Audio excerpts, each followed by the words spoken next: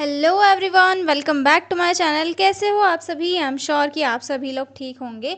तो चलिए हम लोग आज का वीडियो स्टार्ट करते हैं। इस वीडियो में हम लोग जो है एक्टोपिक प्रेगनेंसी वाला जो क्वेश्चन है उसे डिस्कस करेंगे।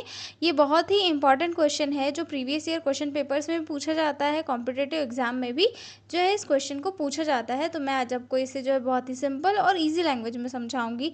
तो चलिए बिना देरी किए वीडियो को स्टार्ट करते हैं। और जो लोग भी चैनल पर नए हैं वो लोग चैनल को सब्सक्राइब कर ले। और अगर आपको पीडीएफ नोट्स की रिक्वायरमेंट हो तो डिस्क्रिप्शन में मेरा मेल दिया हुआ है, आप उस पर कांटेक्ट करके पीडीएफ नोट्स ले सकते हो। तो चलिए स्टार्ट करते हैं एक्टोपिक प्रेगनेंसी।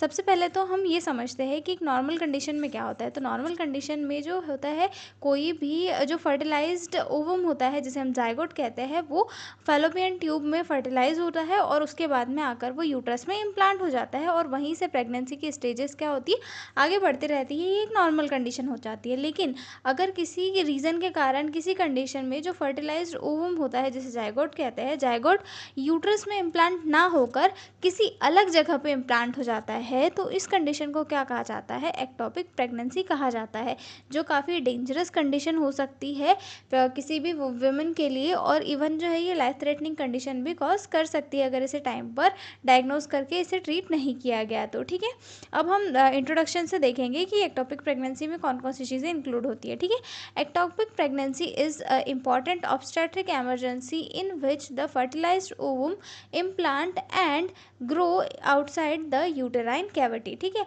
ectopic pregnancy क्या है? एक ऐसी important obstetric emergency होती है जहाँ पर जो fertilized ovum होता है यानी कि जाइगोट होता है वो इम्प्लांट और ग्रो हो जाता है यूटेराइन कैविटी के आउटसाइड वाले पोर्शन में, यानी कि जहाँ यूटेराइन कैविटी जो होती है, जहाँ पर उस जाइगोट को जो है इम्प्लांट होके ग्रो करना था, बड़ा होना था, वो वहाँ इम्प्लांट ना होकर अलग किसी पोर्शन में हो जाता है, जिसकी वजह से जो है सीवियर कॉम्प्लिकेशन क्रिएट होती है। ठीक है, it can be life threatening if not diagnosed and treated early because it may cause rupture and severe internal bleeding. ठीक है, और ये जो है ये काफ़ी लाइफ थ्रेटनिंग होता है अगर इसे सही टाइम पे डायग्नोज करके ट्रीट नहीं किया गया, क्योंकि जो है इसके कारण कई बार रप्चर भी हो सकता है या फिर सीवियर इंटरनल ब्लीडिंग जैसी कंडीशन भी कॉज हो सकती है। ठीक है, अब जैसे कि मान लो फेलोपियन ट्यूब में ही इम्प्लांट हो गया। ठीक है, फेलोपियन ट्यूब में इतनी स्पेस थोड़ी है कि वहाँ पर बच्चा ग्रो कर पाए,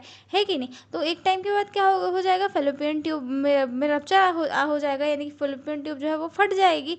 तो इंटरनल ब्लीडिंग होगी कि नहीं होगी? बहुत ज़्यादा इंटरनल ब्लीडिंग होगी। वैसे ही जो यूट्रस होता है या फिर फीमेल रिप्रोडक्टिव वो पार्ट्स जो होते हैं उनके अलग अलग पार्ट में, मतलब जहाँ पे प्रेगनेंसी कंसीव नहीं होनी चाहिए थी, जहाँ पे इम्प्लांटेशन जाइगोट का नहीं होना चाहिए था, अगर वहाँ पे हो जाएगा तो वहाँ पे स्पेस तो है ही नहीं बेबी के लिए बड़ी होने के लिए।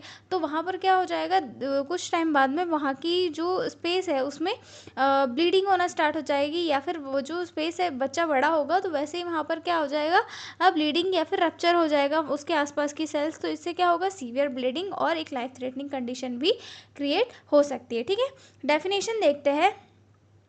Ectopic pregnancy is defined as the implantation of fertilized ovum outside the normal uterine cavity, most commonly in the fallopian tube। ठीक है, ectopic pregnancy क्या है? एक ऐसी कंडीशन है जहाँ पर fertilized ovum का जो इम्प्लांटेशन होता है वो आउटसाइड हो जाता है, यूटेराइन कैविटी आउटसाइड हो जाता है, और मोस्ट कॉमनली कहाँ पर होता है? फैलोपियन ट्यूब के अंदर होता है। ठीक है, सिंपल आपको जो है इसमें डेफिनेशन लिखनी है कि भाई एक्टोपिक प्रेगनेंसी क्या है। एक्टोपिक प्रेगनेंसी एक ऐसी ये इमरजेंसी कंडीशन है ऑब्स्टेट्रिक की जहाँ पर जाइगोट जो है फर्टिलाइज्ड ओवम या फिर जाइगोट जो है वो यूटेराइन कैविटी के आउटसाइड में इम्प्लांट हो जाता है, और मोस्टली कहाँ पर होता है? फैलोपियन ट्यूब में हो जाता है। ठीक है, तो इस कंडीशन को क्या कहा जाता है? एक्टोपिक प्रेगनेंसी कहा जाता है। ठीक है, अब मैं यहाँ पे इमेज के थ्रू आपको बता रही हूँ कि एक्टोपिक प्रेगनेंसी क्या है। ठीक है, तो एक्टोपिक प्रेगनेंसी जैसे कि आप लोग इमेज में देख पा रहे हो, तो यूट्रस कहाँ है?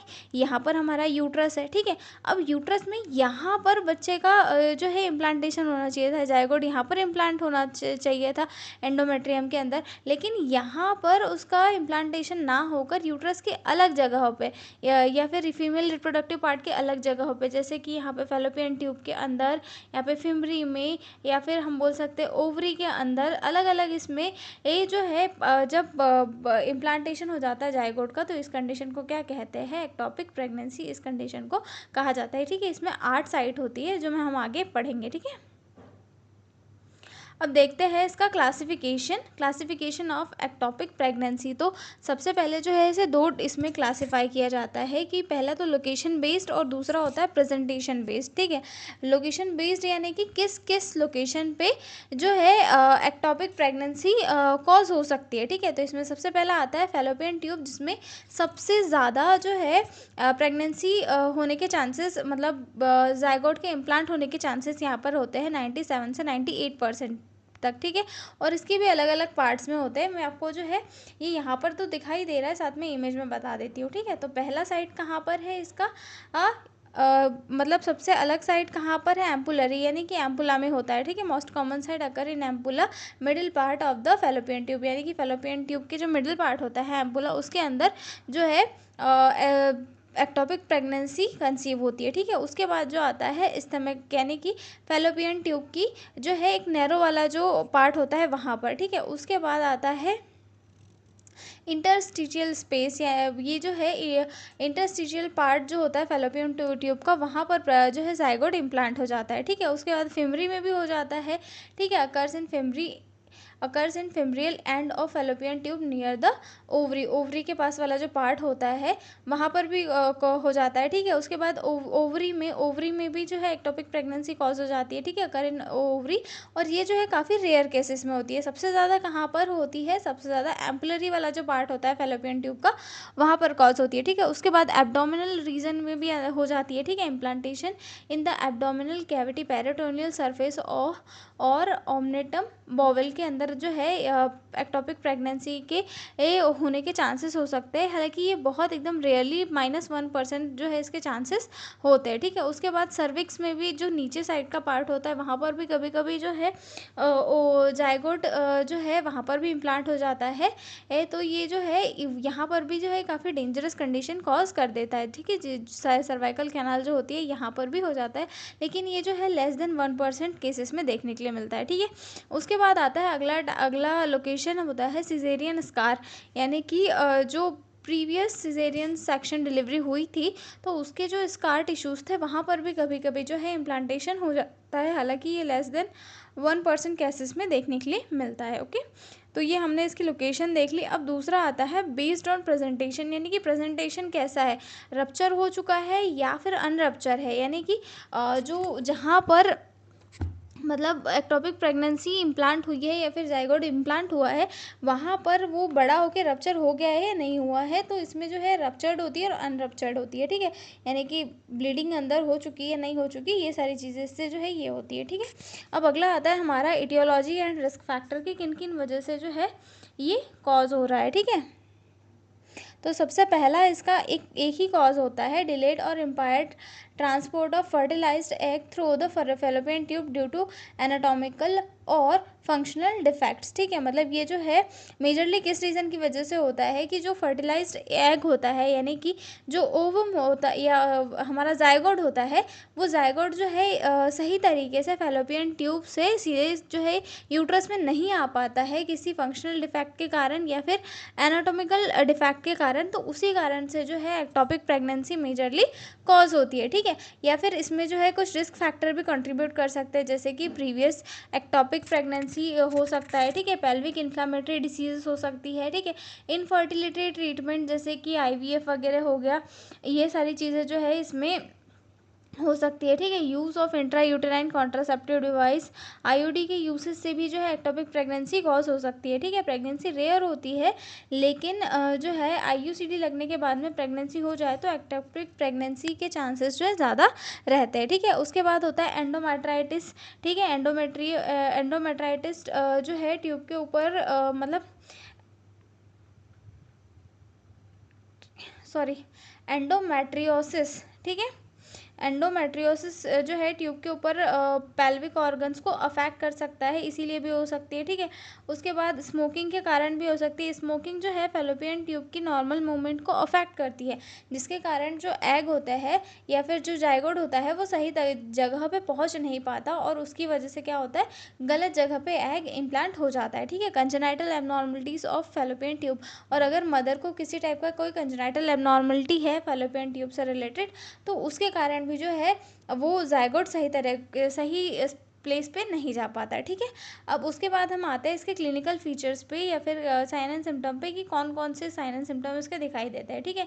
तो सबसे पहला सिम्टम्स होता है एमनोरिया, यानी कि फीमेल का जो पीरियड है वो मिस हो जाता है, ठीक है।